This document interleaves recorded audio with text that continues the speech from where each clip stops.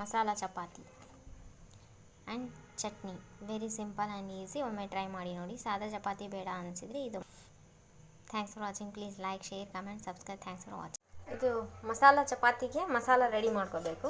First ಪಾತ್ರೆ, ಸ್ವಲ್ಪ ಎಣ್ಣೆ, ನಂತರ ಈರುಳ್ಳಿ.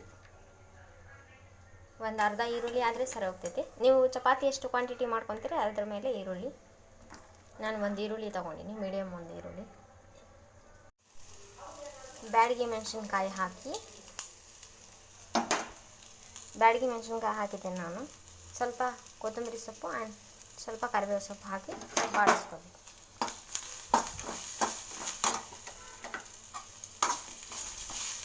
ಸ್ವಲ್ಪ ಬಾಡಿಸ್ಕೊಂಡ ನಂತರ ಸ್ವಲ್ಪ ಹಳ್ಳುಪ್ಪು.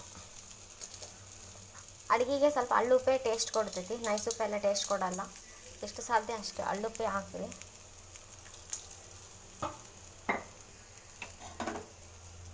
ಚೆನ್ನಾಗಿ ಬಾಡಿಸ್ಕೊಂಡು ಇದನ್ನ ಒಂದು ಮಿಕ್ಸಿ ಜಾರಿಗೆ ತೊಗೊಂಡು ಒಂದು ರೌಂಡ್ ರುಬ್ಕೋಬೇಕು. ಜಾಸ್ತಿ ಏನಿಲ್ಲ, ತರಿ ಇದ್ರೂ ನಡೀತೈತಿ. ತುಂಬ ನುಣ್ಣಗಾಗೋದೇನು ಬೇಕಿಲ್ಲ. ಸ್ವಲ್ಪ ತರಿ ಇದ್ದರೆ ಸಾಕು. ಮಿಕ್ಸಿ ಜಾರಿಗೆ ಹಾಕಿ ಸ್ವಲ್ಪ ತರಿ ಅನ್ನಂಗೆ ರುಬ್ಕೋಬೇಕು. ನುಣ್ಣಗೇನು ರುಬ್ಬೋದು ಅವಶ್ಯಕತೆ ಇಲ್ಲ. ಮಿಕ್ಸಿಂಗ್ ಬೌಲ್ಗೆ ಗೋಧಿ ಹಿಟ್ಟು ಹಾಕೋಬೇಕು. ಗೋಧಿ ಹಿಟ್ಟು ನಂತರ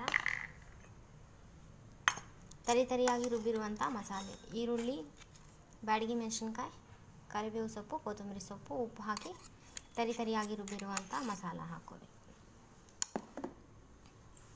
ನಂತರ ಸ್ವಲ್ಪ ಉಪ್ಪು ಮಿಕ್ಸ್ ಮಾಡಬೇಕು ಕೈಯಿಂದ. ಚೆನ್ನಾಗಿ ನೀಟಾಗಿ ಮಿಕ್ಸ್ ಮಾಡಿದರೆ ಇದೆಲ್ಲ ಮಿಕ್ಸ್ ಆದಮೇಲೆ ಆಮೇಲೆ ನೀರು ನೋಡಿಕೊಂಡು ನೀರು ಹಾಕಬೇಕಾಗ್ತೈತಿ. ಎಷ್ಟು ರಿಕರೆಂಟ್ ಇದೆ ನೀರು, ಎಷ್ಟು ಅವಶ್ಯಕತೆ ಇದೆ ಅದು. ಮಿಕ್ಸ್ ಎಲ್ಲ ಚೆನ್ನಾಗಿ ಮಸಾಲ ಎಲ್ಲ ಚೆನ್ನಾಗಿ ಮಿಕ್ಸ್ ಆಗಬೇಕು. ಸ್ವಲ್ಪ ಎಣ್ಣೆ ಹಾಕಬೇಕು. ಎಣ್ಣೆ ಕಾಸೋದೇನು ಬೇಡ, ಹಾಗೆ ಹಸಿ ಎಣ್ಣೆ ಇದ್ದರೆ ಸಾಕು. ಎಣ್ಣೆ ಹಾಕ್ತೀನಿ. ಸ್ವಲ್ಪ ಎಣ್ಣೆ ಹಾಕಿ ಚೆನ್ನಾಗಿ ಮಿಕ್ಸ್ ಮಾಡಿಕೊಂಡು ನೋಡ್ಕೊಂಡು ನೀರು ಎಷ್ಟು ಬೇಕಾಗ್ತದೆ ಅಷ್ಟು ನೀರು ಹಾಕ್ಕೊತೀನಿ. ಎಣ್ಣೆ ಹಾಕಿದ್ದು ನೆಕ್ಸ್ಟ್ ನೀರು ಹಾಕೋದು. ಸ್ವಲ್ಪ ನೀರು ಚೆನ್ನಾಗಿ ಮಿಕ್ಸ್ ಮಾಡ್ಕೋಬೇಕು. ಈಗ ಚಪಾತಿ ಹದಕ್ಕೆ ಕಲಿಸ್ಕೋಬೇಕು, ಸಾಕಷ್ಟೆ. ಇದು ಒಳ್ಳೆ ಚಪಾತಿದು. ದೊಡ್ಡ ಸೈಜ್ ಬೇಕಂದರೆ ದೊಡ್ಡದು, ಸಣ್ಣ ಸೈಜ್ ಬೇಕಂದರೆ ಸಣ್ಣದು. ಸೈಜ್ಗಳು ಮಾಡ್ಕೋಬೇಕು. ಯಾವ ಸೈಜ್ ಬೇಕು ಆ ಸೈಜು. ಇದಾಗ ಲಟ್ಟಿಸ್ತೀವಿ ನಾವು.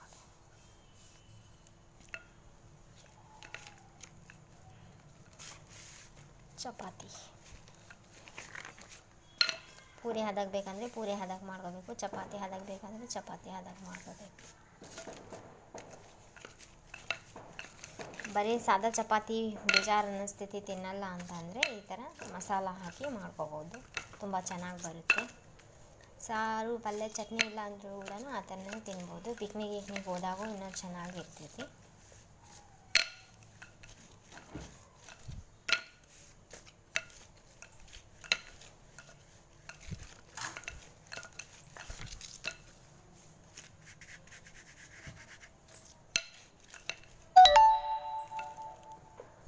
ಚಪಾತಿ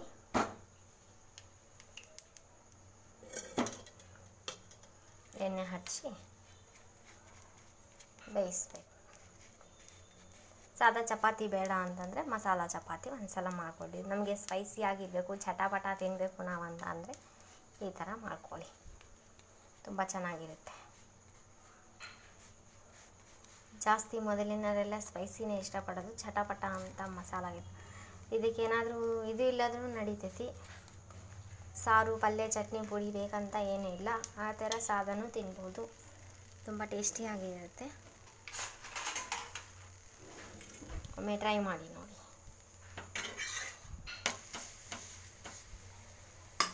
ಈ ಸೈಡ್ನ ಎಣ್ಣೆ ಹಚ್ಚು.